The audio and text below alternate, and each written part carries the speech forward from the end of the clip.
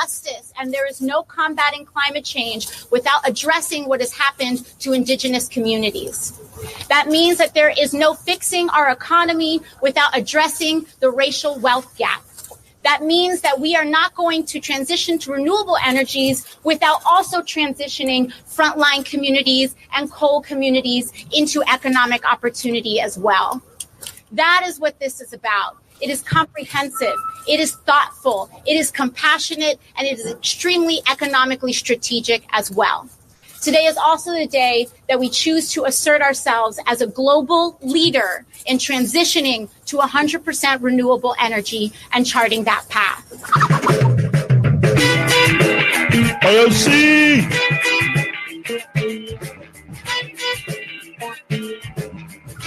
It is Friday, February 9th, 2018. Welcome to Raging Chicken's Out the Coop podcast. This is Kevin Mahoney, editor and founder of Raging Chicken Press. Each week, I talk to our Capitol muckraker in chief, Sean Kitchen, about the good, the bad, and the ugly in state and national politics. We didn't talk last week. We'll talk about why we didn't talk last week a little bit later on. But today's show, AOC and Ed Markey roll out the Green New Deal resolution. It's the first big, bold initiatives the Democrats have had since I've been around. It's got many Democrats, environmentalists, activists, and people who want to avoid a dystopian future pretty pumped. Nancy Pelosi message tests the dismissive green dream or whatever talking point. AOC does some jujitsu with that message and said, yeah, it is a green dream. Yeah, we can do that.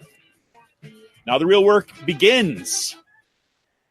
Trump does Dr. Seuss during the State of the Union. If there's going to be peace and legislation, there cannot be war and investigation. There's a rocket in my pocket, he says. Nancy Pelosi lights up the internet, becoming the queen of condescending applause. And Ryan Grimm reports that less than a month after the 2018 midterms, a top healthcare aide to Nancy Pelosi told executives from Blue Cross Blue Shield not to worry about all these calls from Medicare for All. He assured them that Democratic leadership will side with the insurance companies and campaign against Medicare for All. They actually showed up to that meeting with 5 areas of message testing to try to argue against Medicare for All, too. They were prepared for that, but whatever. The Supreme Court halts the Louisiana anti-abortion bill. Brett Kavanaugh whines and complains and kicks his feet like a little brat that he is. And Cory Booker is the latest to announce that he is running for president.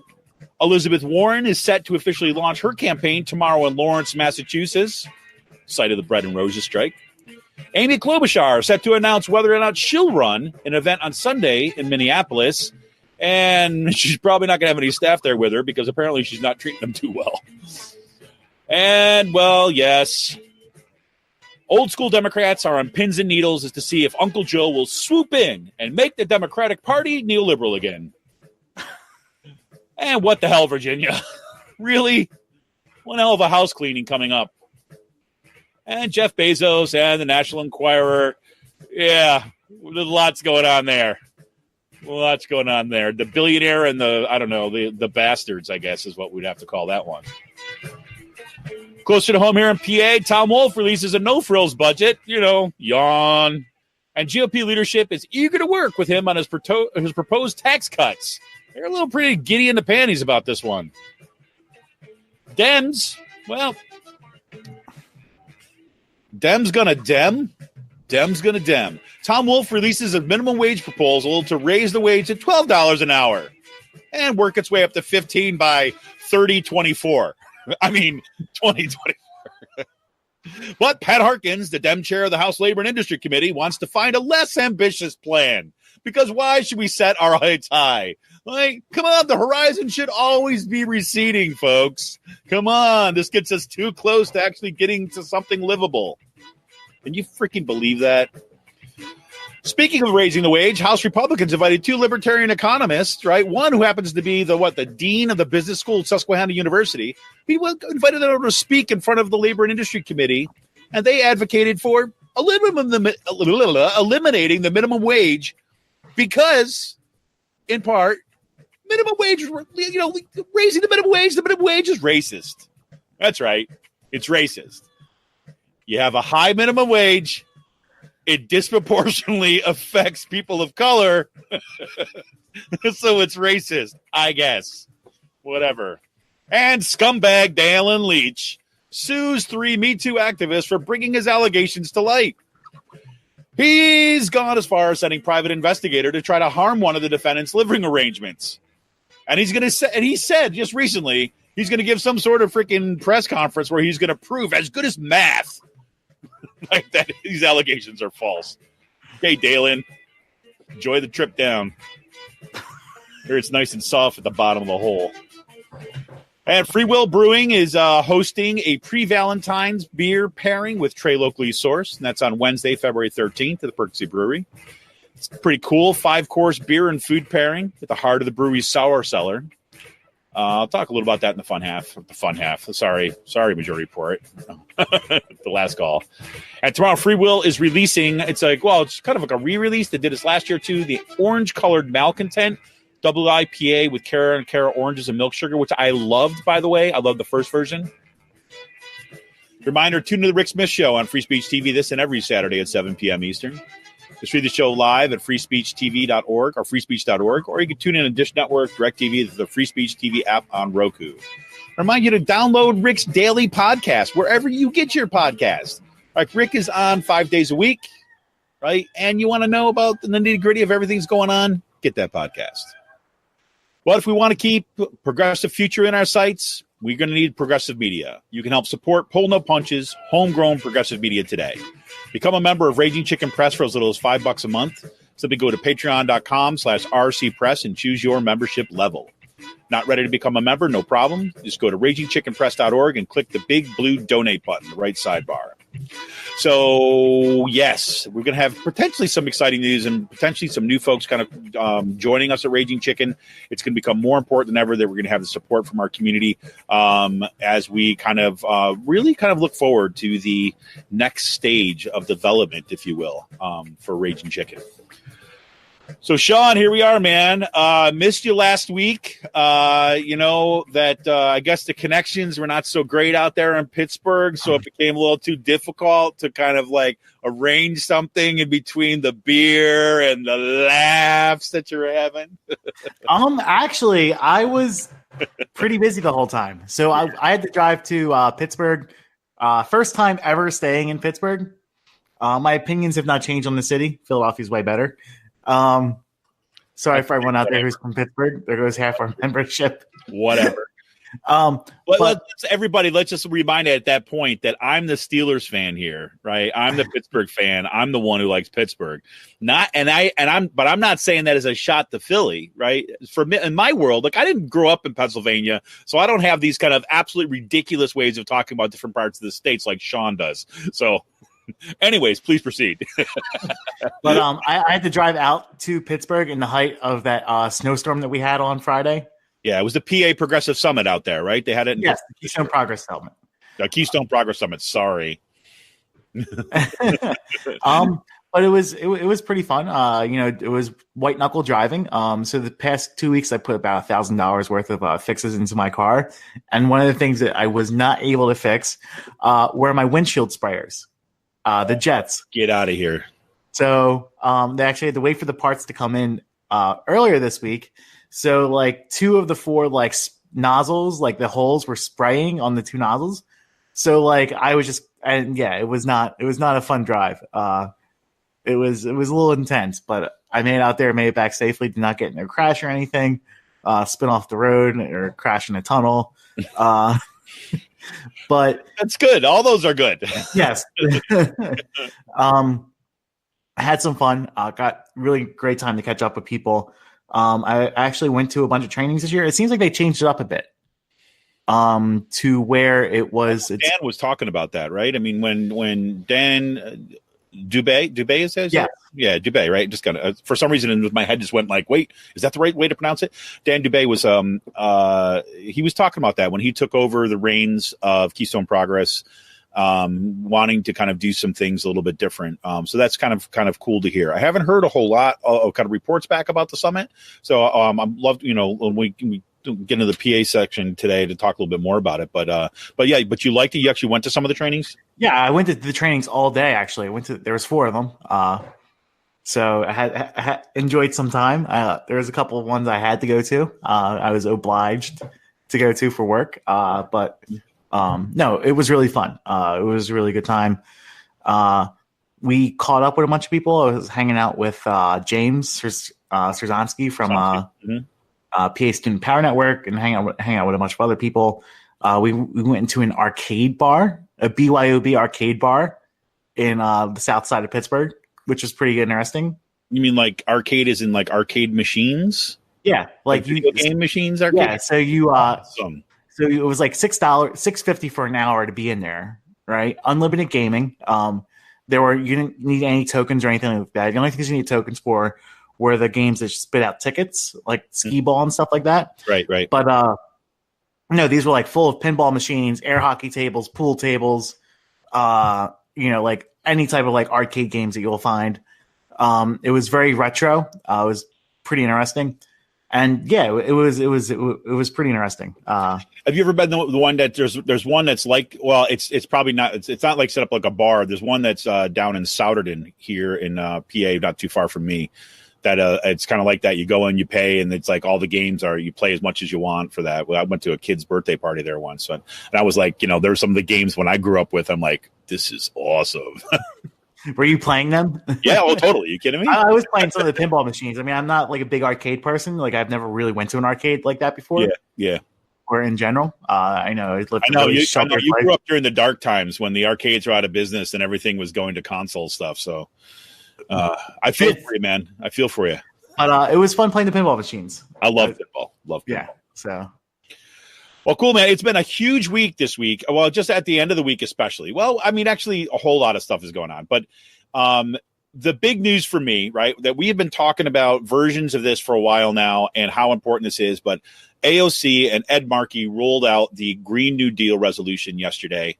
And it's lighting stuff on fire, I got to say. It's causing all of the, the kind of the right wing, the Koch brother funded people to kind of like freak out, like kind of like, all their panties tighten up on them and everything. And they're screaming in their shrieky voices all over the place.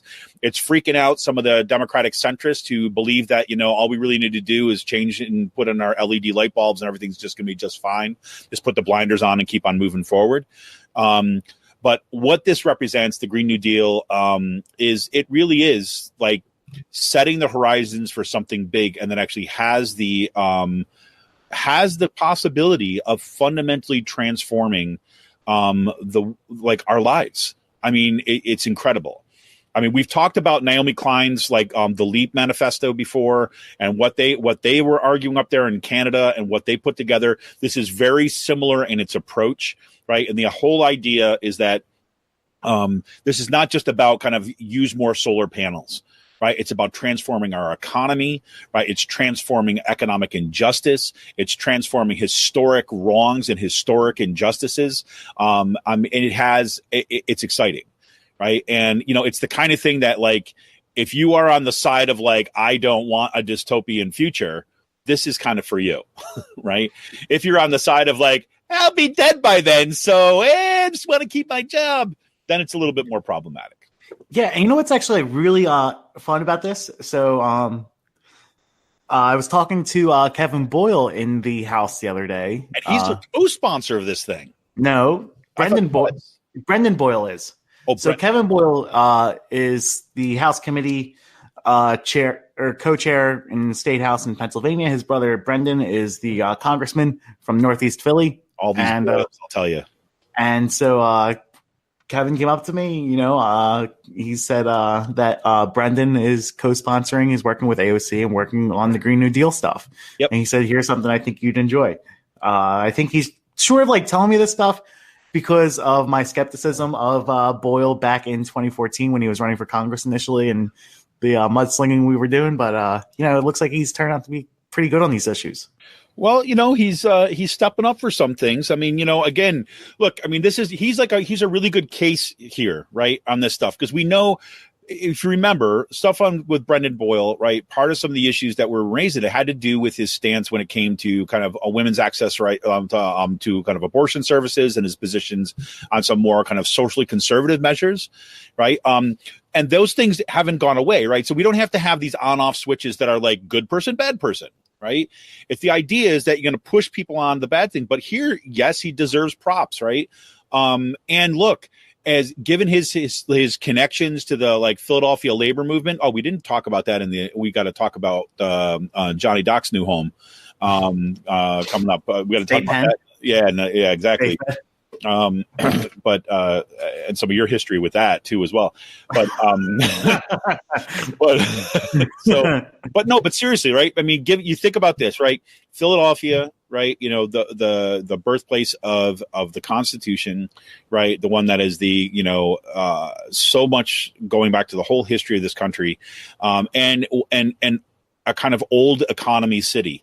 Right. In many ways. Now we got to say that Philadelphia has done all sorts of really amazing initiatives, right? Whether you're talking about the Eagles Stadium, when we were talking about initiatives to do little things like painting buildings roofs white, like downtown, as a ways of kind of reducing the carbon imprint.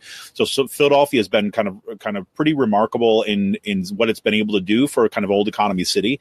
But for Brendan Boyle and his kind of connection with the labor in Philadelphia to kind of get kind of involved with this, especially given the fact that this whole proposal is set out to very much have labor as part of this, right? As to bring labor into this when we're thinking about the specifics of building this stuff out. And there's a specific call in the Green New Deal and the resolution, right, that this will bring about, that when they're rebuilding this infrastructure, they're going to be rebuilding it with kind of like living wage union jobs, right? That is an explicit call in this, right? So in the past, when you have environmental concerns that are brought up, as you get labor gets pitted up against environmental concerns. Here, this is brought together, right? There's an explicit call for labor protections, right? And to have the kind of union jobs are what is going to drive the building out of the infrastructure. So it's politically smart for Brendan Boyle too, as well. And he's also part of the blue collar. He is the head of the Blue Collar Caucus. Exactly. Which is a progressive union, pro-union, very progressive economic caucus of the Democratic Party. It's something, I'm telling you. And one of the things I think we need to start talking about, especially the Green New Deal, we don't really talk about is that we talk about this as progressives and wonks and stuff like that. But the idea that you can fundamentally change climate change by replacing your light bulbs is just absolute bullshit. It's total. I mean, these are things you should be doing. It's better for your energy. It lowers your bills. You get these LED light bulbs. They last for 20 years. A 9-watt light bulb has the efficiency of a 60-watt bulb, which is good. But it's absolute bullshit that you think we could stop climate change by doing that and not taking big measures. And that is the neoliberal economic model of this. If you do this on your own, you can make this huge impact, which is wrong. We shouldn't be producing beef the way we are. That is one of the largest drivers of greenhouse gas emissions. We shouldn't be crisscrossing Pennsylvania with pipeline infrastructure, right? Because jobs and stuff like that. And no, because pipes leak and methane leaks and it's a greenhouse gas. Or we shouldn't be retrofitting coal mines or coal plants to make them clean coal, which, it's absolute bullshit that clean coal is making a comeback in 2019. I mean, right. That science has been settled 10 years ago when I was in college. Right. Exactly. I mean, there is no such thing called clean coal. No, you're right. There is no such thing. There is no such thing as clean coal. I mean, that's absolutely ridiculous.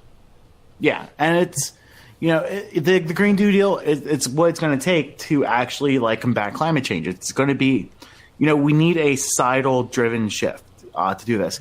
We have an economic system that is, that is driven on consumption, the ever unfettered, unexpanding consumption. It's not just we must consume more, not only food wise, but also consume more through fossil fuels and energy in order to sustain our society, which is completely unsustainable. If you look at you look at like the science behind it. I mean, one of the best things is like the deer on a deserted island. You know, you have a small population of deer. They have an unlimited amount of resources. The deer population explodes. They consume all those resources, and then the population crashes and goes extinct. Like, we are, as a species, the deer on that island, and we are going to be hitting a point pretty soon where we cannot sustain ourselves. And we're going to have a massive, like, you know, as a species, a massive collapse in society, but also a massive collapse in population. Right. Right. Exactly. I mean, our carrying capacity is going to plummet at some point, and it's going to plummet through war, through famine, through disease, through natural disasters and stuff like that. Oh, absolutely. And so, I mean, this is exactly what, there's got to be this kind of transformation, and it's not small steps. Now, I don't know, did you happen to catch AOC on whatever the hell his show is called, Chuck Todd show the other day? I saw her, like, I didn't see her on I saw a couple clips. Well, it was really interesting. First of all, I mean, it's a very rare opportunity that I will ever have to give Chuck Todd any kind of props whatsoever. This one I will give him, right? He actually did a Meet the Press, I guess is his show, right? He does the Meet the Press Daily, whatever. But he did a really fair and kind of engaged interview with AOC on the Green New Deal. And what I mean by that is that if you just compare, the other day you had AOC was interviewed on NPR, right? When NPR was actually the first ones to actually release her, like what the resolution looked like, right? They released it on their website. They did an interview, and Steve Inskeep, right, from NPR's Morning Edition, right? He we've talked about him a little bit before, but he's basically has this faux, like kind of like faux oppositional kind of like false equivalences, outrage kind of way of talking. Right, so said, well, the Republicans said that was going to pay for itself too, as well. And that didn't really work out so much. Well, when it's like kind of to equate like the Republican tax cuts to a kind of massive investments in infrastructure as if these are the same things because there's similar kinds of like linkages there is just ridiculous, right? So, anyways, but Chuck Todd actually asked questions and allowed AOC to really flesh out what was kind of important about this. And she was just, again, absolutely amazing in terms of how she was approaching the discussion. Because she said, for example, like you were just saying, this whole idea about incrementalism, right? This idea that we need to change out light bulbs, that we need to kind of have some additional thing that we'll eventually get there. That's not where we're at. But what she was able to do in that discussion was, Chuck Todd says, well, you've said that this stuff is not enough. Well, people making these personal changes, well, don't we need to do this? And she was like, without missing a beat, she's like, I'm not diminishing those kind of changes. Those are absolutely important.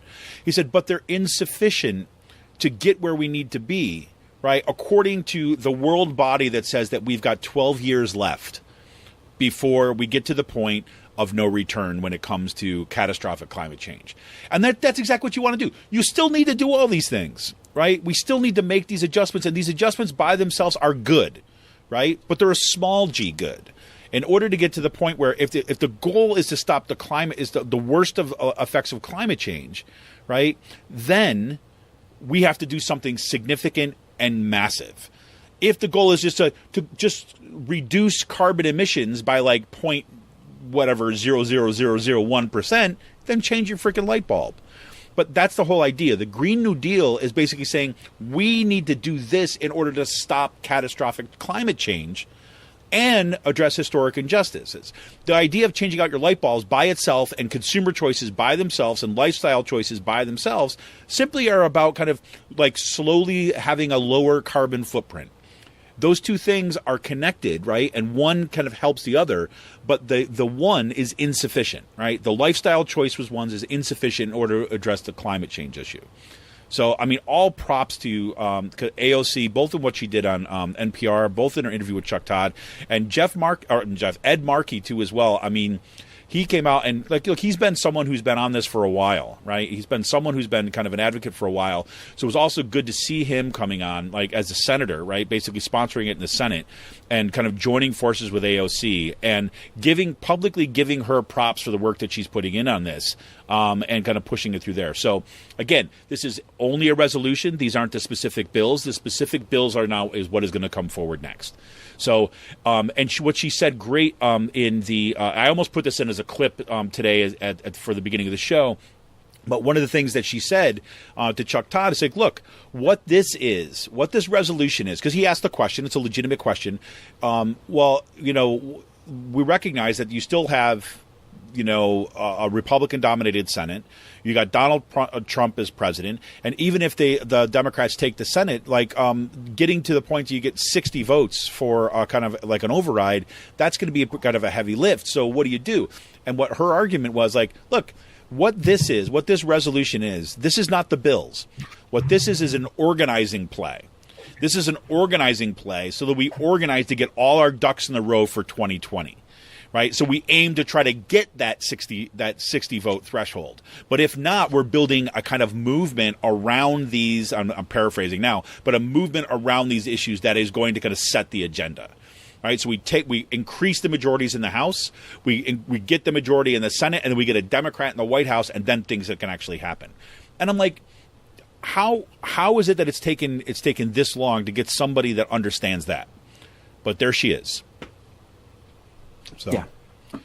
Crazy, man. So, I'm going to be, I have to admit, we're going to be covering this on kind of a fairly weekly basis to kind of see what developments are, because I think this is important to keep our eyes on. And that's why I want to spend some more time up front on this. But kudos. And here we go. Right. It was so awesome to see the news cycle. And today, when I was listening to NPR this morning, it's still dominating big chunks of the news cycle. Right. So Donald Trump is not like, the machinations of what's happening in the upstairs, downstairs, behind closed doors in the Royal Palace is not what's dominating the news, but actually something significant in policy where we need to be. So thumbs up. Cool. But meanwhile, I don't know did you catch Nancy Pelosi's comments on this? I did not. Well, it's interesting. It's like she comes out. I swear to God, it felt like she was message testing. She wanted to get a sense of like how solid are people actually behind this. So she was asked about it, and she said, well, right. She's like, well, I don't know. So, look, there's going to be lots of different versions of different things, and I don't know. There's they're going to call this, I don't know what it is, the Green Dream or whatever they're going to call it, or whatever it's called. I don't even know what it's called, right? That kind of stuff. And it was taken by many to be very kind of dismissive of the AOC stuff. That didn't last very long, because basically more and more Democrats are kind of signing on to this stuff. And I think Pelosi was like, oh, and then she didn't kind of double down on it. And when AOC was asked like multiple times about this, and to say, well, what did you think of her? Many people are saying this was going to be dismissive. She's like, no. It is. She was probably just putting her finger in there and see which way the wind's blowing on it. Well, that's what I wonder. I wonder if it was that. But and then AOC was just like, she wasn't taking any bait. She's like, no, it is a green dream, and we can do it, right? And I was thinking, like, in terms of messaging, I really hope the messaging around this, when people say, oh, these are a bunch of dreamers, and it's like, yeah, the green dream is a dream, just like the American dream is a dream, right? It's like the one like quote that's attributed to RFK. You hear it all the time. I dream of things I never were, and ask why not. Yes, exactly. Like that's like, I mean, yeah, like that's the quote he took from someone. But I mean, like, during the 1968 campaign, that's probably one of his RFK's most iconic quotes. Yep, exactly. And that should be like the basis for the Democratic Party. Yeah. I dream of things I never were, and ask why not. And we should be using the language of kind of like think about it like this, like the American green dream. Right. The idea of merging together those two things, right? The aspirational idea about, say, the American dream, and to say that we can have this other future. We can have the future where we're taking care of each other. We, the people, right? And we can get back to that. And through a way of kind of radically remaking kind of the way that we kind of do things. So do check it out. We're going to have a link directly to the resolution and to their to their kind of like the summer report that they released along with it. So it's pretty awesome. Was he there? You didn't really watch the State of the Union, right? No, I did not. Yeah, I was listening to music and doing other things. Yeah. Again, cloud of smoke from what I Yeah, saw. you didn't really miss anything. It was kind of the show that you would expect. I mean, the biggest takeaways was like, one, it's actually, if someone like, pumps Trump like full of enough of whatever, right, he can actually stay on message and read the teleprompter for an entire period, right? I think what they basically did, they probably told him is like, listen, last time you gave the State of the Union, it came really close to being the longest in history. You can make history here, but you got to stay on message. You got to kind of like read this stuff, and you will have the longest one in history. Right. And so, apparently he topped Bill Clinton's long one, whatever. Who the hell knows? But the best line in the middle of it is like randomly out of nowhere. You can see like one of his little kind of political hacks was in there. He says, if there's going to be peace and legislation, there cannot be war and investigation. Like, I'm like, really? Dr. Seuss appears in the middle of his speech? But whatever. So it was what you'd expect. The coolest parts about it is like the Democratic women kind of flipped the script at one point because they all came in. They wore like so many of them wore white, right? Just like in suffragette white, kind of in honor of kind of the suffragettes. And Trump was basically started talking about kind of the advancing of women, right, at one point. And you could see that he was that speech was set up to for him to try to take that over. And the Democratic women, all dressed in white, stood up and started applauding loudly like this. Like, basically, like, that's right here. We're here. We are now part of this. Right? And so by the time he got to that message in his own speech where he said he acknowledged that the women, there was more women here, you could see he was kind of a little disoriented. He's like, well, this is not the way this is supposed to be. He even said that. He's like, oh, you weren't supposed to clap for that one part. It wasn't an applause line. Right. And I felt like some of the best things I saw coming out that was AOC, like with that I don't give a fuck look on her face. Like, yeah, I'm not going to stand up and applaud for you. Yep. When like Joe Manchin's like standing up with like giddy smile on his face, and she's just like, she was like, she had drilling holes in the back of his head when he was standing up, like in favor of fucking coal or whatever the hell. And then, but I had to, one of the best looks of the night had to be Kamala Harris, right? With this kind of like, she had the like most dismissive kind of like, whatever. It was like this great look. It's been kind of like floating around. So Kamala Harris was there. And it was interesting to note too, as well, is that all the people running for president, you have like 4 women running for president now. They were not dressed in the white. So I don't know why that was a decision that people made, but whatever, they made that decision that they can't. People running for president were not dressed in white. So one of the things I wanted to say, we didn't put in the show notes. Yeah. I thought it was like really great when I saw it. I almost gave me a heart attack when I saw it last week. Did you see what Kristen Sinema wore into the Senate last week? No. She so apparently she was getting shit for wearing like some of her like printed dresses like into the Senate chamber, and so I guess as a big like screw you, she showed up in like thigh-high boots. Are you serious? Skirt. Yes, and a skirt, like shorter skirt, and she was casting votes on the Senate floor in the boots, like that were thigh-high boots, and like, oh my god, people were just absolutely losing it. I thought it was just like, it's amazing because it's 2019. This is what like, and all the conservative Republican men just like lost their shit. Just something to like look at. I thought it was absolutely amazing. And she's from Arizona, right? She's the newly elected woman from Arizona, right? Yeah. Yes. Yep. That's awesome. Yeah. Do you want to see like making a fashion statement like on the Senate floor? Oh my god, that's funny. Crazy. Okay, so let's see. One of the things I did want to touch on, we can get a little bit in the presidential race, maybe touch on the stuff with National Enquirer just for the fun of it.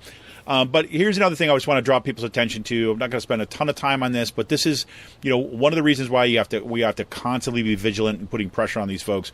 The Ryan Grim of The Intercept published this awesome piece, basically about how Nancy Pelosi's basically her top health advisor is this guy by the name of Wendell Primus. This is about a month after the midterm elections. He was meeting with executives from Blue Cross and Blue Shield, and he was there to basically assure them not to worry about these calls for Medicare for All. That he said, and this is kind of from the article, I just want to read this piece of it. Pelosi advisor Wendell Primus detailed 5 objections to Medicare for All and said that Democrats would be allies to the insurance industry in the fight against single-payer health care. Primus pitched the insurers on supporting Democrats on efforts to shrink drug prices, specifically by backing the number of measures that the pharmaceutical lobbying is opposing. And then Primus had a slide presentation, and it was obtained by The Intercept, and this is what it said. It said it criticized single payer on the basis of, and this was the language they used, the monies are needed for other priorities. That's going to be one line. They're going to pose it on the stakeholders are against, right? Or that it creates winners and losers. And there's going to be implementation challenges, right? So Democrats, Primus said, are united around the concept of universal coverage, but see strengthening of the Affordable Care Act as a means to that end. He made his presentation to the Blue Cross and Blue Shield executives on December 4th and said, and they were like, we don't discuss these private meetings. So this is what's happening behind the scenes. What's important about Ryan Grimm's article here is that the fact that he got hold of the slide presentation, it shows you the messaging that some of these kind of old school Democrats, right, are going to be using. So be wary of it, right? Especially as we move forward in the presidential campaign. This is the kind of language that they're going to be signaling, that some candidates are probably going to be signaling to the insurance companies that don't worry, right? I'm not talking about Medicare for All, but I'm going to try to pull the wool over people's eyes and make it sound like Sherrod Brown. Yeah, like Sherrod Brown did, which is absolutely just disheartening because. Yep, I know, because you're a big fan. Yeah, well, that as we were saying, that's a litmus test for me. And if you're not going to be supporting Medicare for All, then I'm not going to be voting for anyone in the primary. Because did you catch AOC on Meet the Press, the clip when she was asked about Sherrod Brown and Elizabeth Warren coming out on a softer stance on the healthcare stuff? Yep. And she's like, nope, those are non-starters. Yep. Like buying Medicaid at 55, nope. Buying it at 45, nope. Non-starters. Yep. She's like, we need to fundamentally rethink our system. Yep. That's the answer. And she goes, no, that's it. No.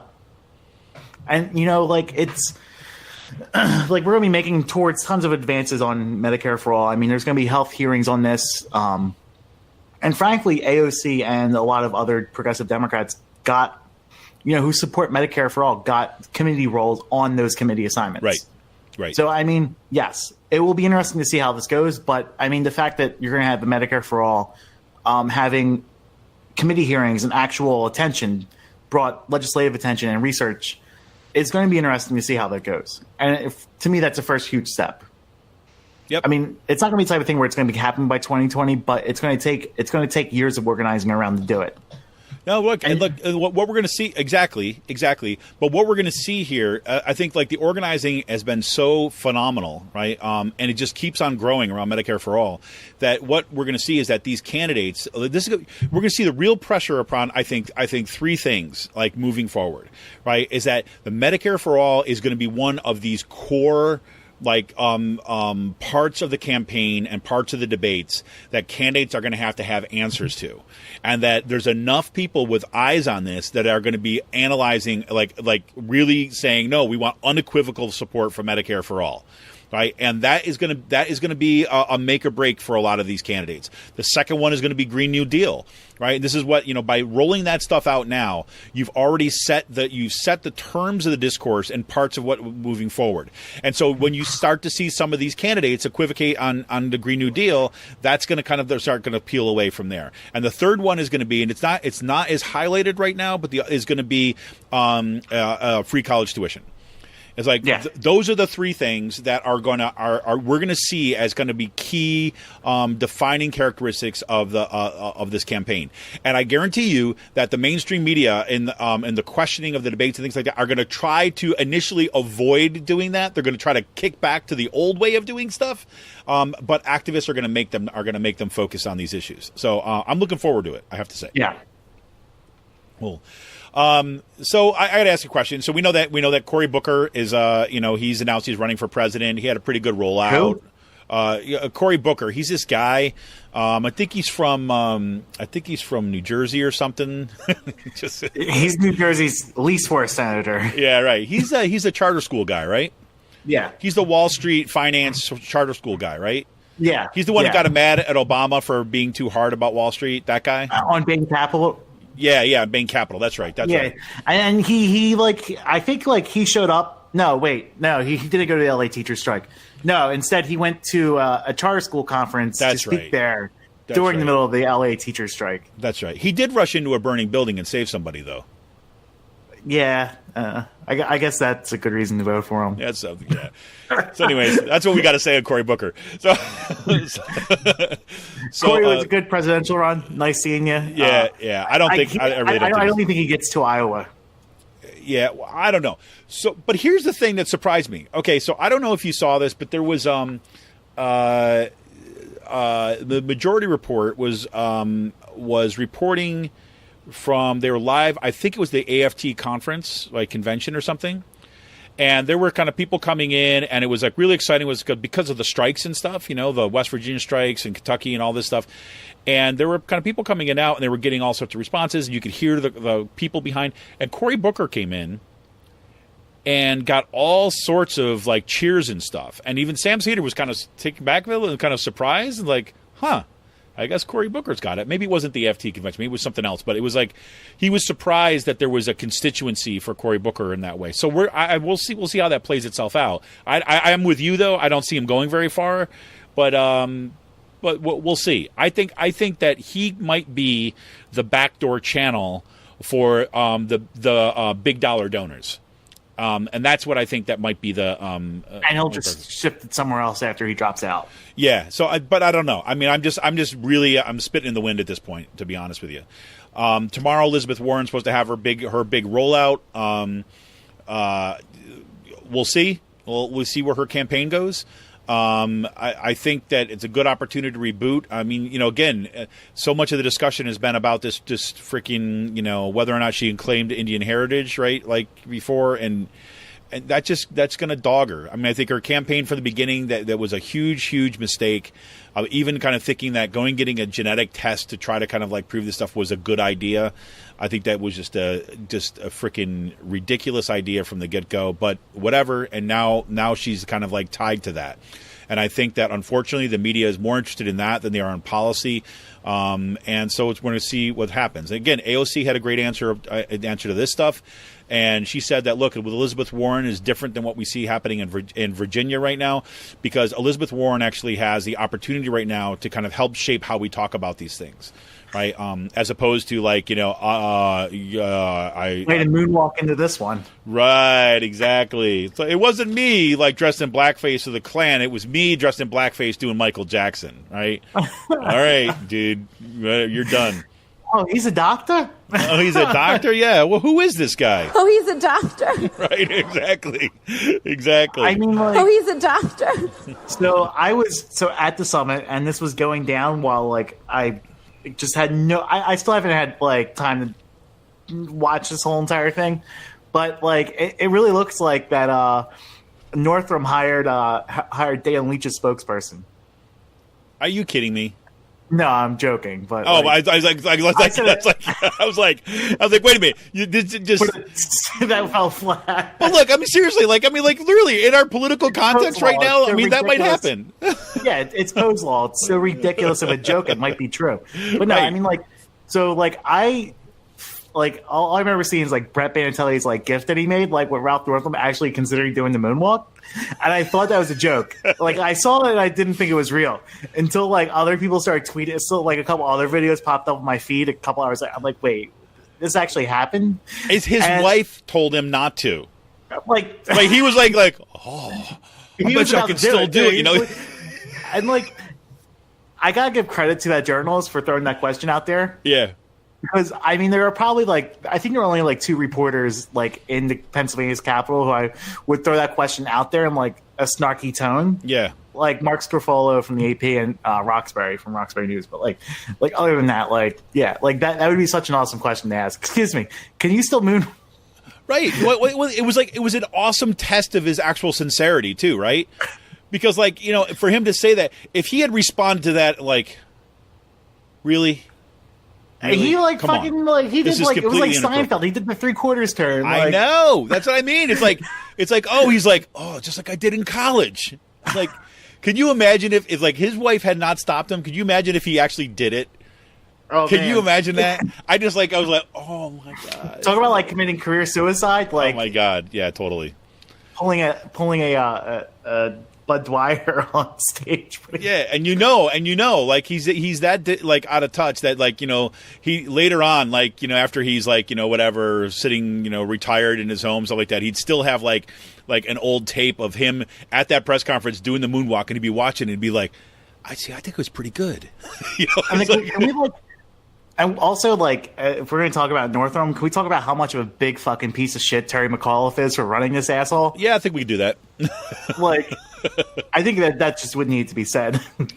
Yeah, so let's all remind that Terry McAuliffe, when he starts showing up at the Sunday talk shows and he starts kind of spouting some sort of neoliberal bullshit about how we can't have good things, right? I just remember that Terry McAuliffe, one of his good things is the blackface dude from Virginia. Yeah. And then also a bit locally fallout. Ed Gillespie's campaign manager now works for Red Maverick in Harrisburg, which is run by Ray Zaborny. Red Maverick also ran Scott Wagner's media campaign, and Trump put the campaign manager from Ed Gillespie's campaign on blast for not doing the Oppo research to do this. And so now, like, Zaborny, the people who fucked up the Wagner campaign royally, are trying to, like, say, well, it wasn't our responsibility to do the Oppo research. It was the Republican Governors Association to do this. Oh, man.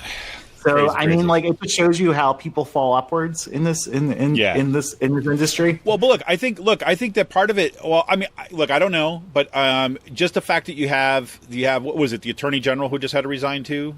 No, who is it? The one who just stepped down because he said me too on the blackface. No, he didn't step down. This was he stepped up. This was the Republican Senate Majority Leader. I thought he resigned. I don't know if he resigned. He edited a yearbook that was like filled with blackface and racist photos in it. Right. He's the dude that just kind of said, "Look, I did it too," and then he resigned. I thought. I haven't been watching this. Well, okay, all right. So, but my point is like I think that part of the reason why that didn't emerge in Oppo research, because everyone's doing blackface. Exactly, right? Is they get all the white guys, Republicans and Democrats, right, are going to go down. But then you got like, what's his face now? Is up for basically looks like he was a freaking sexual predator on top of this, right? The guy. Yeah. I mean, this is that. I'm telling you, the state just needs to hit pause, shut down for a little while, right? Clean the fucking house, right, and let's start again. Yeah, full stop and like. Holy shit! I mean, it's like it makes Pennsylvania what's happening in the Pennsylvania legislature right now look sane. Yeah, it's kind of like whoa, like there's a new barometer setting new lows here for like a high stuff in government. But again, this is the period we're living in, right? It's like that. Finally, this shit's not going to be tolerated anymore, Yeah. right? And it's going to be painful for a while, right? That's just how this is going to work. And moving forward, man, there are some stories that I really want to be published happening right here in the Pennsylvania Senate right now. Like what? I really can't. I know you can't say it. I don't want to get sued. I'll have to tell you off the air because it is like so wild. For those living in Cumberland counties or central Pennsylvania who are politically involved, or any of the locals, you absolutely know. You watch Peaky Blinders, right? I just started, so I'm just very, very early. You'll see like there's this like laundromat in Peaky Blinders, and they have the back room in there. That's really what that's where I'm going to leave it. All right. I think I have an idea where this is going, but so we'll talk about it off the air. So I don't want to, and I'm going to pause the recording too as well to make sure that doesn't seep out anyplace. I don't want to freaking go to jail, like getting sued for libel and shit. But even though when it all comes out, then you'll see. Yeah, it's going to be. Let's just say there might be we're priming for a few more resignations in the Senate at this point. Let's stop. All right. Awesome. So the last thing, seriously, the more disgusting as Harrisburg is, I hope it freaking gets completely swept out too. One, it's just like I'll give my 2 cents on the National Enquirer and Bezos thing. MSNBC, particularly Rachel Maddow, is kind of all in on this, thinking that National Enquirer may basically have violated its non-prosecution agreement with the Mueller investigation by potentially blackmailing Jeff Bezos and kind of threatening him to kind of release embarrassing photos. National Enquirer published text messages between him and his lover.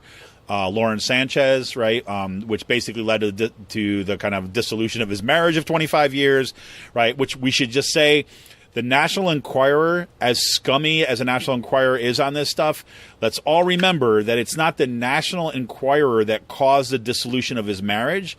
It's Jeff Bezos fucking around with someone else is what caused the dissolution of his marriage, right? So it wasn't as if the National Enquirer published something that was untrue. Right? It was scandalous. It was scummy, all that other kind of stuff. But let's remember, Jeff Bezos is not like capital G good guy in all this. Okay. So then Jeff Bezos launches an investigation into the National Enquirer on how they got a hold of these things. Right. And that's really good questions. Like how those text messages were acquired and how they ended up in the hands of the National Enquirer is really kind of important, especially given the fact that of how the National Enquirer, David Pecker, real name, who's the head of the National Enquirer, and how he assisted the Trump administration, assisted Donald Trump in kind of the last election, right, by basically burying stories, right? This is all tied up in the kind of Michael Cohen stories and all that, blah, blah, blah. So there's real questions about how National Enquirer got that information, and were there any arms of the government, particularly the Trump administration, the people close to Trump that got him this stuff? Those are great questions to answer. However, there's also another scenario where the National Enquirer did what the National Enquirer does, and they did freaking scummy shit. And Jeff Bezos, because he's the richest person on the planet, decided that he wants to put the National Enquirer out of business, so therefore launches investigation. And National Enquirer basically raises this threat about releasing more stuff because they recognize that Jeff Bezos is going to try to put them out of business. Now, I am just completely operating on conjecture on here, but I'm just reminded of what Peter Thiel did with Gawker. Peter Thiel did this with Gawker by basically financing the Hulk Hogan court case against Gawker, right? And setting it up in a specific way that would basically cause journalists personally to have to declare bankruptcy in some cases, and for the entire publication to go out of business, right? Because Peter Thiel was angry with Gawker for writing about him, right? So let's not move too quickly and assuming that this is kind of like all about the Russia investigation. This might be about billionaires behaving badly too as well. So let's be able to walk and chew gum on this one. That's all I'm going to say.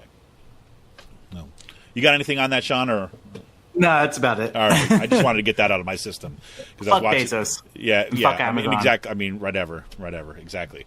All right, so we're gonna take a quick break. Want to remind you, if you can, become a member of Raging Chicken Press. Go to patreon.com/RC Press today. Become as members for as little as $5 a month, and you can support progressive, pull no punches, in your face journalism. Right, in your face podcasting right here in Pennsylvania. This is Kevin Mahoney, editor and founder of Raging Chicken Press. We'll be right back after this.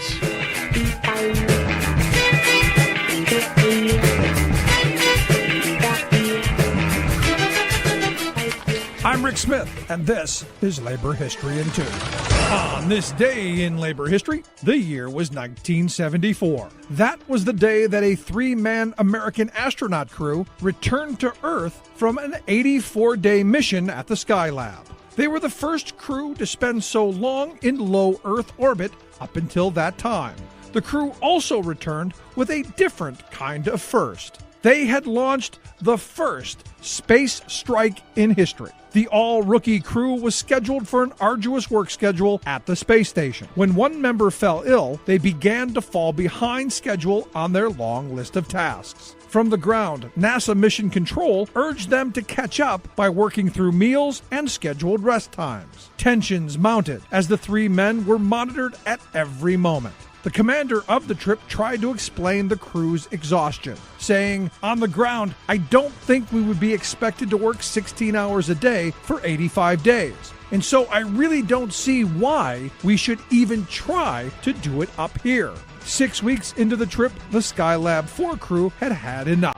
They turned off the communication radio connecting them to Earth. They took an unscheduled day off. When the communication link came back on, the commander issued the group's demands, saying, "We need more time to rest. We need a schedule that's not so packed. We don't want to exercise after a meal. We need to get things under control." NASA agreed to stop pushing so hard. The first space strike was over, and the mission went forward on better terms.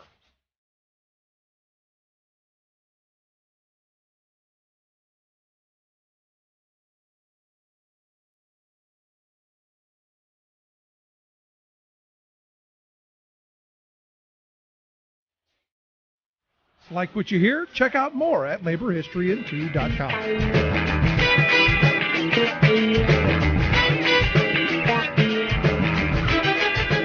Welcome back to Raging Chicken's Out to Coop podcast. This is Kevin Mahoney, editor and founder of Raging Chicken Press, here with Sean Kitchen, right? Our muckraker in chief out there in Harrisburg.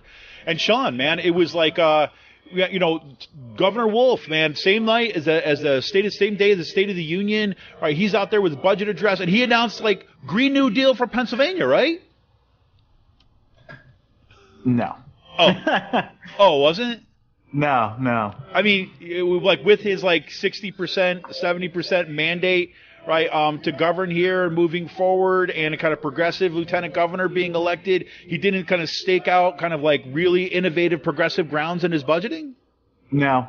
Huh. It was a no-frills budget with some interesting. tax cuts, trying to go after the corporate tax gains, capital tax gains cuts. tax. That's yeah, what we more need. tax. That's what we need. Yes. But I think he wants to like push for more Marcellus Shale tax, and then a minimum wage hike. So. Oh, good. So we're going to go to what, $15, $18 an hour? 12. Oh, 12. But 15 by 2024. Oh, by 2024. Yes. That's a while. That's a ways away, Sean. No comment. But yeah, so, there's been a lot of talk in Harrisburg the past 2 weeks about the minimum wage, raising the wage and stuff like that. $12 an hour is where the compromise is at. And, waiting to get up to 15 by 2024 is the compromise. But we had a really interesting, House Labor and Industry Committee, meeting on Wednesday. And, Dems gonna be Dems. Pat Harkins, said afterwards, that, he wants to try to find a less ambitious plan to raise the minimum wage. And, so maybe instead of like $7.25 an hour, we can go to Scott Wagner's plan, which is going to be like $8.50 an hour. I don't know, but that's not a compromise, right? So like the thing about like compromises, like if you're going to include capital gains tax cuts and other tax cuts that disproportionately benefit the rich, raising the minimum wage to like $12 or $15 an hour and making sure people get out of poverty is not like a compromise. Exactly. That's just called being bent over the barrel. Yeah, that's right. That's right. I mean, that's what that is. Like, how come we have to like compromise? How come we have to use compromise, the word compromise, when it only benefits, like incrementally benefits poor people? Like, and then disproportionately benefits the rich. Yeah, I mean, it's astounding to me. It really is. It really is. This is the fact that Harkins is actually still, and the Democratic Party in the state is still locked into that mentality is just so exhausting. And then one thing that's like, so Galloway didn't get back on the House Labor and Industry because some of the stuff he said that pissed off labor. And now, like the very first committee hearing, Harkins goes out afterwards and tells a reporter that maybe we could find middle ground between a less ambitious plan and middle ground between Wolf and between Wolf's plan and the right wing, who literally brought in two economists to testify that there should be no minimum wage. Like, well, I don't know about you, but like, have you ever like walked into a union negotiation just giving concessions right away. Well, that's the important way. You learn this, Sean. You see, you just don't understand this well enough. See, when you go into negotiations, right, it's kind of like you're doing some mental jiu-jitsu. The first thing that you do in your negotiations is that you tell the other side that you're going to give them half of what they want just to start. And then magic happens and you get a good contract. You see? Of course not. That's insane. That's insane. You never start negotiations at the what you imagine the other side will compromise on. That's fucking ridiculous. That's like 101. Yes. Oh my god. So I mean, yeah, that's where we're at.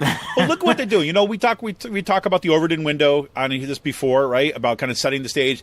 Look, you've got the fact that you've got these, you know, the Commonwealth Foundation kind of funded people, associated folks, are coming in there. They're sending them up there to kind of testify with labor and industry about how the minimum wage should be zero, right?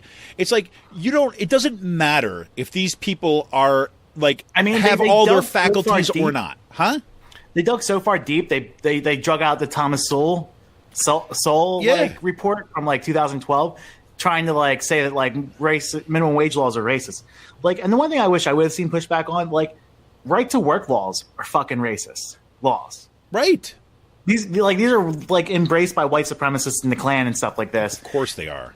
And you're going to say that keeping minorities, keeping home healthcare workers, teachers, preschool teachers, down into the bottom, will do this. You know what I mean? Yeah. There was one good thing in Wolf's budget that he did propose.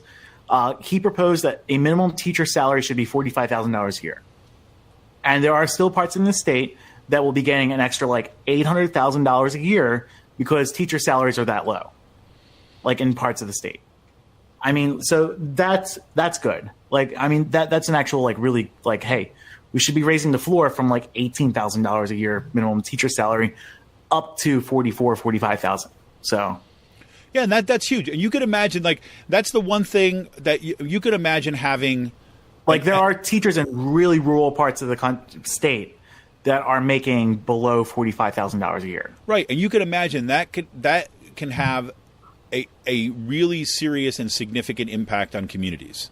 Yes. Right. I mean, you're bringing in an extra $600,000-$700,000 into school districts, single school districts, and stuff like that. That's important because that money is then going to get spent in those communities, and it's going to raise everyone else up with them. Yep, absolutely. What's that? A rising tide lifts all boats. Lifts all boats. There you go, man. And it's a good thing that we're not cutting our carbon emissions so the tide can rise faster than usual.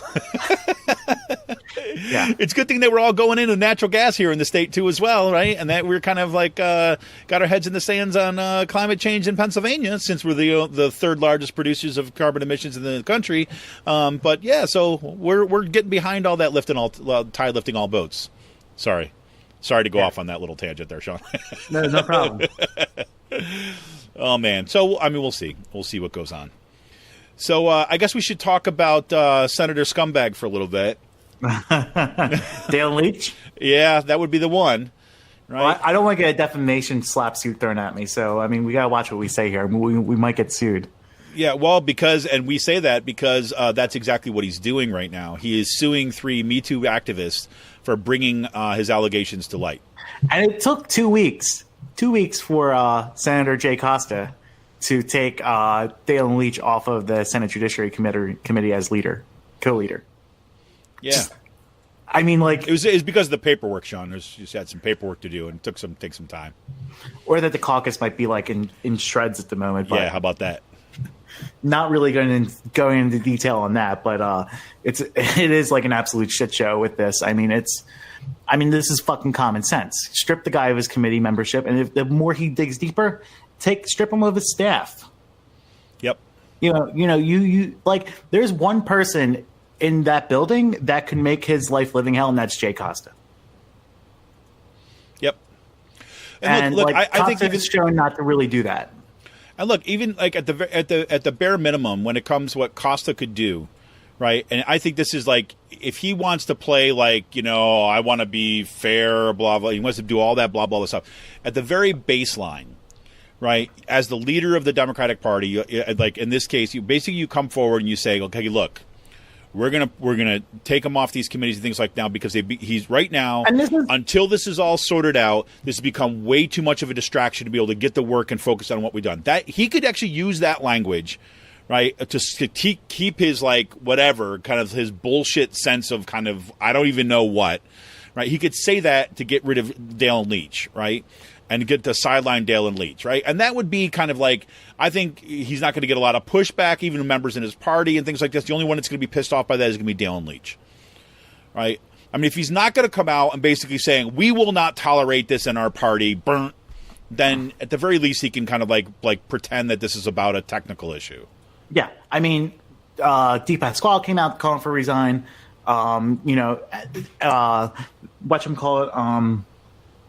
Same with Fetterman. And the only reason why we are here, it took the escalation of Kara Taylor to go into the Capitol on her own and distribute police report to all 50 Senate offices explaining what Dale and Leach did to her, through her allegations. And then it took that to bubble up for about a week and a half. And then it took Katie Muth, newly state senator Katie Muth, to file a petition to have him expelled from the Senate in order for us to come to this point. When really this should have happened in December 2017 when 8 women and 13 others credibly came forward and explained their stories about Dale Leach and working with him in his offices as campaign staff and stuff like that. This should have happened back in December 2017. He shouldn't have been able to be on a judiciary committee as co-chair talking about this stuff. Right. Handling this stuff. It took for this to come forward, and it took for Katie, if Katie Muth didn't go in and file that expulsion petition, I don't think that this would have happened. Right. Which is pretty fucking pathetic. No, which is exactly why also Dale and Leach was kind of attacking Katie Muth so much, right? Because he knew full well, and she she's no joke. Yeah, no, she's not. And she ain't going anywhere either. Nope. I think she's only, matter of fact, I think she's only going to kind of widen her baseline of support. And I had to tell you one thing, she has a lot of support within the Senate staff caucus. That's all I could say. But a lot of people see her as a rock star and they love her within the caucus staff and within the Capitol. So there you go. Man. Well, anything else kind of cool happen around the state, Sean? KP Summit was last week. Yeah. Oh, this was the lead up we had before. So walk us through, because I this is the first one that I've missed in years. They moved it out to Pittsburgh this year, and unlike Sean, I love Pittsburgh. It's been a long time since I spent any time in Pittsburgh. I really would have gone, but I just couldn't pull it off. Given my kind of my wife's schedule, things going on with my kids and things like this, it was way too much for me to deal with. Especially it was the beginning of the semester, so we couldn't pull it off. But yeah, give us a little picture, give us a window into it. I think it was really good. It was different. So instead of being this really broad, in Harrisburg, 800 to 1,000 people used to show up, in the Hilton, and it was I think it was $60, $70 or $100 a person at that point to do that. They moved out to Pittsburgh.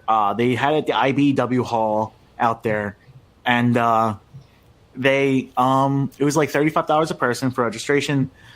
There's about 300 people who showed up, but it was more activist driven than your general older audience who showed up the ones prior with the workshops and everything. This is more younger activist operatives and some of it was a fairly more mixed crowd age wise than predominantly older people who would show up this year's past.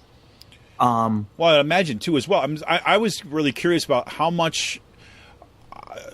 Pittsburgh has been one of the hot spots, right, around the state for DSA, right, for kind of millennial activism, right, to kind of cross-class, cross-race coalition stuff like that in political. How much did you see that at the summit? I think a lot of it. So I went to a couple of really good ones. First one, sessions, trainings. The first one I went to was with Lev Hirschhorn, who is one of the organizers with Reclaim Philly. And so Reclaim Philly is a group that started after the primary, 2016 primary. There was a bunch of organizing going on from the Bernie staff in Philadelphia, and they said, we don't want this work to go away. So a bunch of people from the Bernie field team in Philadelphia started this group called Reclaim Philadelphia. They pushed Larry Krasner to run and won. They're pushing other candidates to run and win. They're taking over the ward systems in Philadelphia, which is really important to Philadelphia party politics. They're instead of like going after the machine, which is now under federal indictment, they are building their own machine. And so the training was actually pretty good. It was about power, building power. And so we went through a couple of like exercises. One, Lev like act like as a tyrant.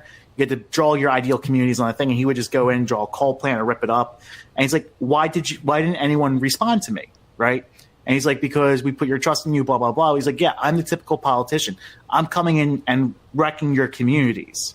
Like, and no one stood up. And so the next exercise in it, he put 5 things on a board on the wall. So you have different personality traits: hide in the weeds, chaos creator, lone wolf, blissful idiot, like blissfully stupid and stuff like that.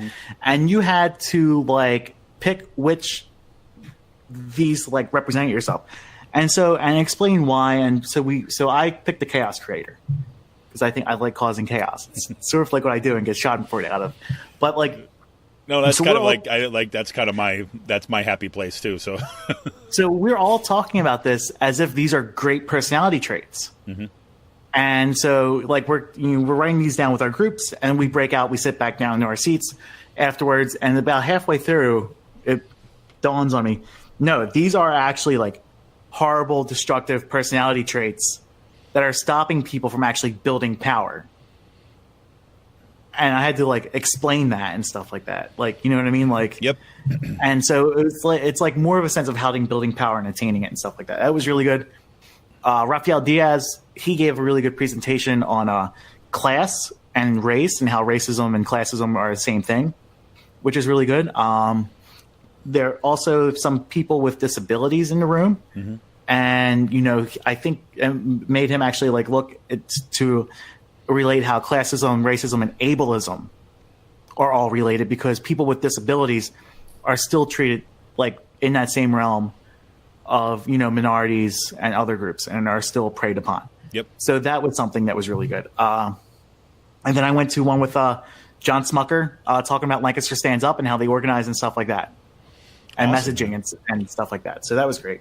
That's freaking awesome. I'm really bummed I missed it, to be honest with you. I was really... It was a lot more activist and organizer driven this year. Yeah. I hope this is the direction moving forward. I would love to see, this kind of move around the state a little bit. If I had my druthers, as I'll tell you, is like, whatever,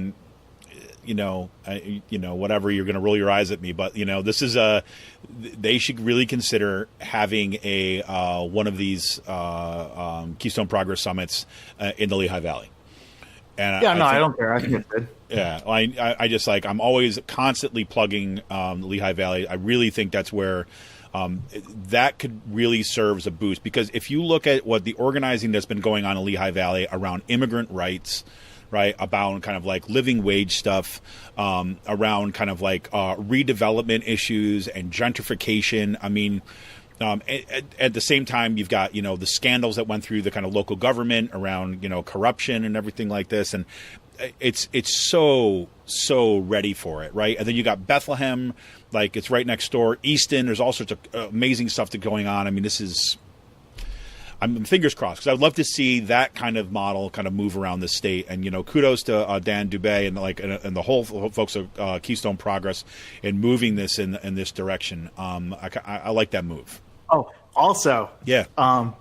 Driving back from Pittsburgh Sunday morning, there are still a couple of Scott Wagner billboards up on the fucking turnpike. Still running. So, like, he put these billboards up in this spot where, like, there's just no density of people to buy them. So instead of having a blank billboard, I guess the company is just keeping the billboards up, the advertisements up. So it's like the middle of February, and there are still Scott Wagner for governor billboards up. Oh, my God. Oh, boy.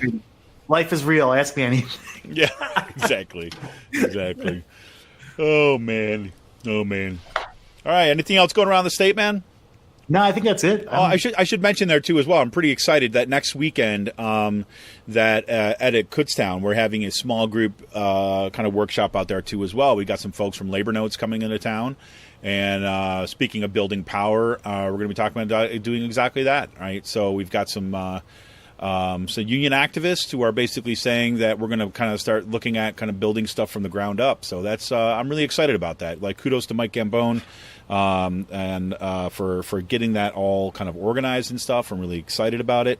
Got some people from Labor Notes who've have just been fantastic in terms of helping kind of think about setting up a kind of workshop and kind of setting up and building power.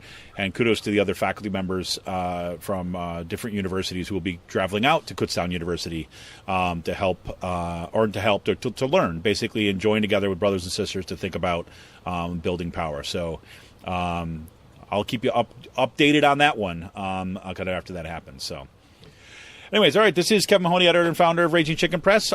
We will be back shortly to get into today's last call. All right, we'll be back right after this for the last call.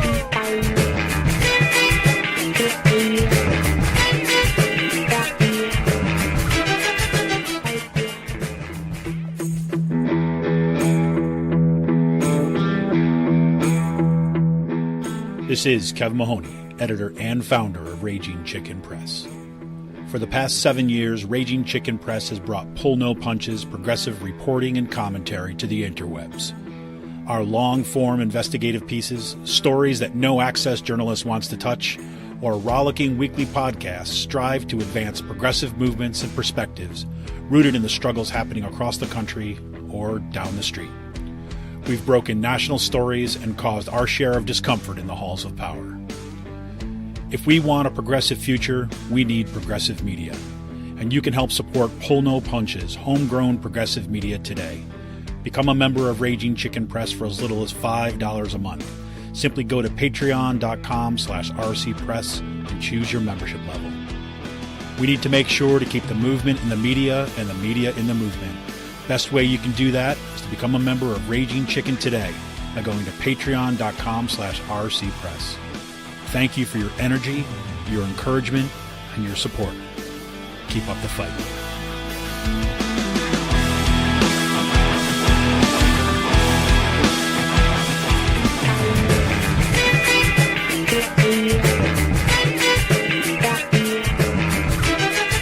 Welcome back to Raging Chicken's Out to Coop podcast. It's the last call.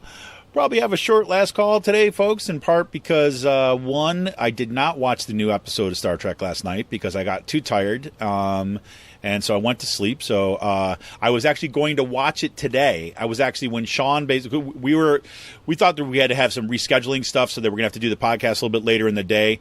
So I said, last night I was like, I'm not going to watch it. I'll wake up tomorrow morning. I had to do a bunch of stuff around the house, right? And I said, you know what? I got to have breakfast. I'll sit down and I will kind of watch a part of the Star Trek the Star Trek Star Trek Discovery, the latest episode, and so I could talk about the podcast today. But of course, I saw Sean's message say, no, actually, we can actually do it the regular time. So I didn't watch it. So I don't have that. Cool stuff going on in space news, but it gets a little bit too in the weeds, and I don't have it for it. So I'm just going to talk a little bit of beer today. So cool thing going up at Free Will this week is pre-Valentine beer pairing with Trey Locally Sourced. That's going to be on Wednesday, February 13th at the Perksy Brewery. The cool thing is, it's going to be a 5-course beer and food pairing, and it's going to be in the brewery's sour cellar, right? My wife got me a few years back. They had an event that they had some kind of craft cheese producers kind of in the area that they came and did a cheese and beer pairing.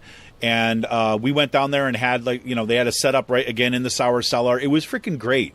right? So you got down there, you sit down and you have it was like, she got a free, I think it was my birthday, or maybe it was a Valentine's thing. I'm not sure. But, you sit down, you kind of like have some good food. You get to sample the different beers, and they take you around the cellar, and they kind of give you a little tour of the brewery. It's kind of a cool event, right? If you're looking for something to do. It does come in. I'll warn you ahead of time. This one, the price tag is around $65 a person. But it comes with like all the beer and the food that they're going to have for the night. So if you're looking for something special to do, that's going to be Wednesday night, the day before Valentine's Day, and the Percy Brewery. We got a link. We got a link in the show notes today to check that out. And then tomorrow, Free Will is releasing the orange-colored malcontent double IPA with Cara oranges and milk sugar. And the last time that this got released, did I give you some of that or no? No. No, that was great. I was so surprised at that one. It was just like super. Those Cara oranges, just the oranginess of it just kind of really comes through in a really smooth way without it being kind of overly sweet. So it was fantastic. And that gave it, the milk sugars and stuff, and it gives this nice little cloudiness to it. It was so good. They redesigned the can. I'm just really curious about this. I was digging around a little bit this morning just to kind of poke around. I was just kind of curious about it. The can has been redesigned. Right, and it looks really cool. So don't get me wrong. I'm not Donald Trump. What's that? You look like Donald Trump. No, see, here's the thing, right? And I don't know if it has anything to do with it or not. But when the orange-colored malcontent that came out there, it had this kind of like person screaming on it, and it seemed to me that there was at least a subtle call to kind of like a subtle kind of critique of Trump or reference to Trump as the orange-colored malcontent, right? I wasn't exactly sure, then to give it a whole lot of thought. But this redesign of this is, it's all this kind of geometric pattern, stuff like that. It's really cool real cool design. But there's part of me that's got to wonder, right? Was there any, because look, Percy is not exactly in the middle of a hotbed of progressive activism around here. We got it's pretty thick with Trumpsters, so I'm wondering if they got any pushback and if that's what we're going to see. So I'm just going to play around with that a little bit. But in the meantime, if you want to go pick it up, it'll be available tomorrow, Saturday at the brewery, and at both locations actually, and so pick up some cans. So that's what I got. So. Yeah. Oh, and I have to say, I had last night for the first time in a while, because I've been like tired. I've had this awful headache. For the first time in a while, I had a bottle of the Ella, right, that I had left over last night. Boy. And, what's that? I said, oh boy. Yeah, it was over a period of time. It's part of the reasons I was tired and ready to go to bed last night. It was like it was just super, super good. So, anyways, yeah, Sean, what you got? Well, I mean, I went to the so while I was out in Pittsburgh, went to the Hofbrauhaus. The Hofbrauhaus. Yes. There you go, man. Not even Oktoberfest, and there you were. Yeah, I know. There was a fundraiser that we sort of crashed, me, James, and Melissa Byrne. So we just like walked right into it and didn't pay, and there was free beer and free food, and it was really good. Let's say so. There's not a whole lot bad about that, is there? Free beer, free food. No. So at the end of the night, they came around like to our table and said, "Hey, there's like $400 left on the tab. Do you guys want any more beer?" I don't know. Sure, okay. You don't have to bend my arm on it. Are you serious? Yeah. But the Hofbrauhaus was okay. I mean, it's a touristy trap. Yeah. I mean, it's in that section of Pittsburgh. Where we were at was very touristy, a lot of chain foods and stuff like that, and a lot of corporate parks. Yeah. Like our hotel was right next to the American Eagle corporate park. So just to give you what it's like down there. But one thing I'm really surprised, they have a 5G network out there in Pittsburgh. Yeah. Oh, yeah. I remember that. Yeah.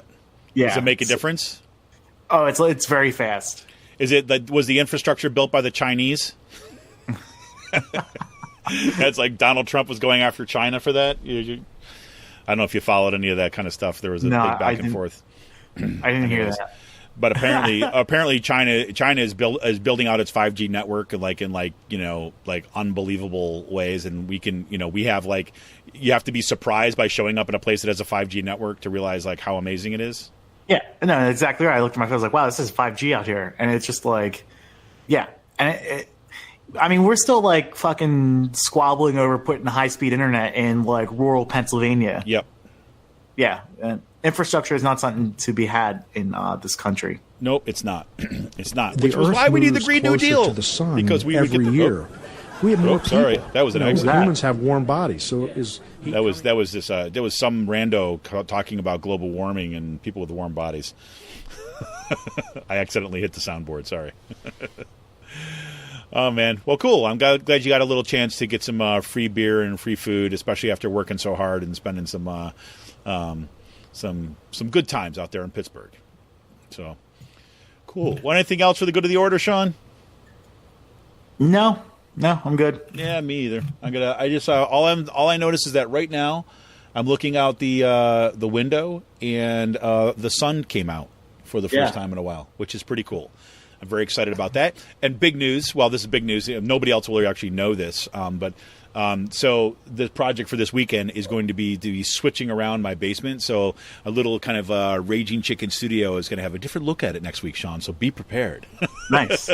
Looking forward to it. Yeah. So I've been playing around. So I'll say this now for the last call stuff. So one of the things I've been messing around with, like one of the things I would love to do at some point is to have some sort of. I'd have to figure out the time for this. Sunday nights always seem to stick in my head, but to do some kind of say live hangouts for Out the Coop or for the podcast, and then maybe have some people on to chat and things like this. And part of it has always been kind of like having a space that's actually conducive, so it's not just looks like crap on YouTube.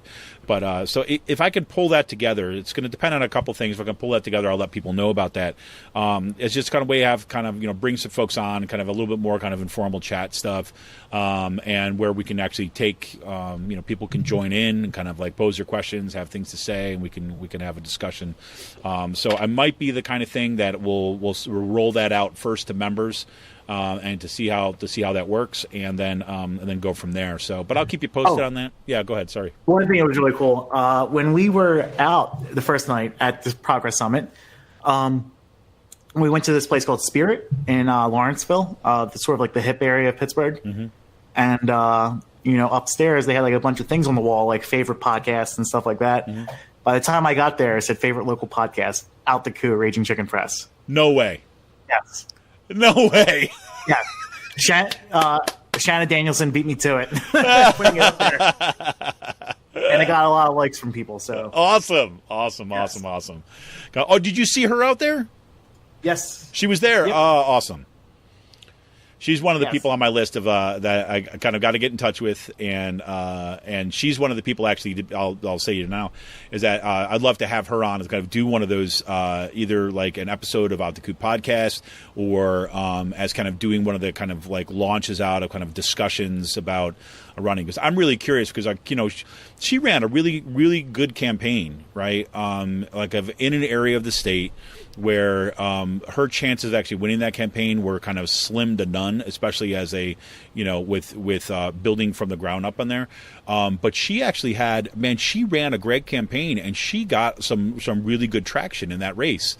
And so I was, as a first time candidate who's like someone who basically came up and said, I'm going to step up and I'm going to do this. And I'd just be really interested in having that conversation with her about her experiences and stuff. So coming up. So, hey, Shanna. I'll get around to it. I swear to God. I'm trying to straighten out. So I should say, here's my other little bit of news. So I've been mentioning this on the podcast now. Is that yes, it did come out. So I had my doctor's appointment too as well. And sure enough, as it was, I did have sleep apnea and do have sleep apnea. So I'm hopefully that when they kind of got the treatment for it, I got to put on that freaking Darth Vader's mask at nighttime and stuff. It'll clear my head a little bit, because I'll tell you, it's been. I said to Sean before we went on the show today, it's been for a long time now. It's got about 8 months, it seems. I have not been able to think. It's just only gotten worse over the past, especially this last semester. I was just having really trouble just thinking.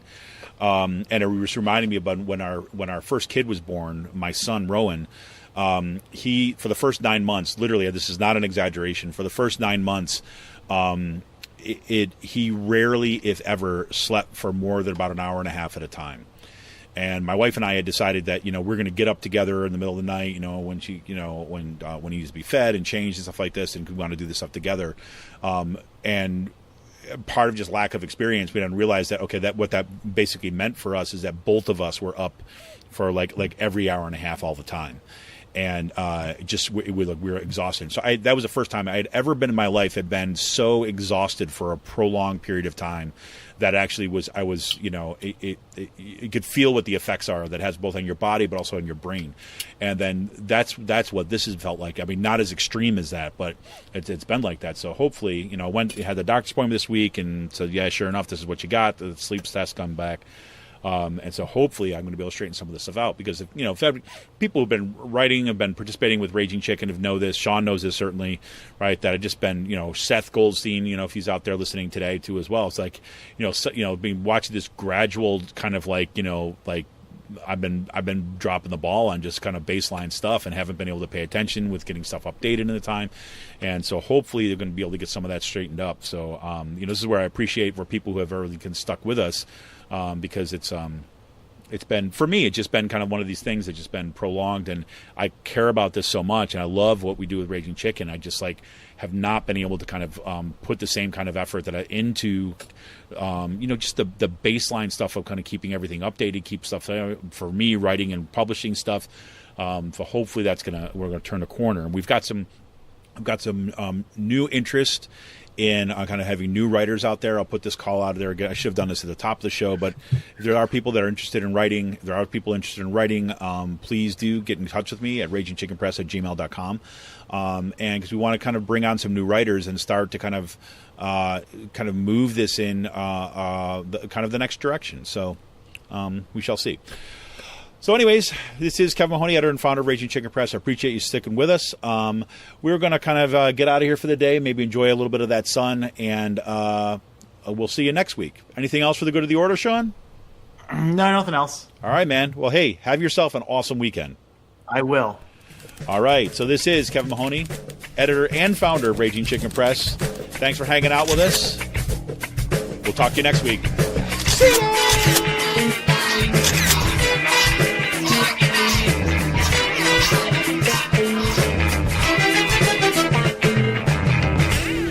No justice and there is no combating climate change without addressing what has happened to indigenous communities. That means that there is no fixing our economy without addressing the racial wealth gap. That means that we are not going to transition to renewable energies without also transitioning frontline communities and coal communities into economic opportunity as well. That is what this is about. It is comprehensive, it is thoughtful, it is compassionate, and it is extremely economically strategic as well. Today is also the day that we choose to assert ourselves as a global leader in transitioning to 100% renewable energy and charting that path.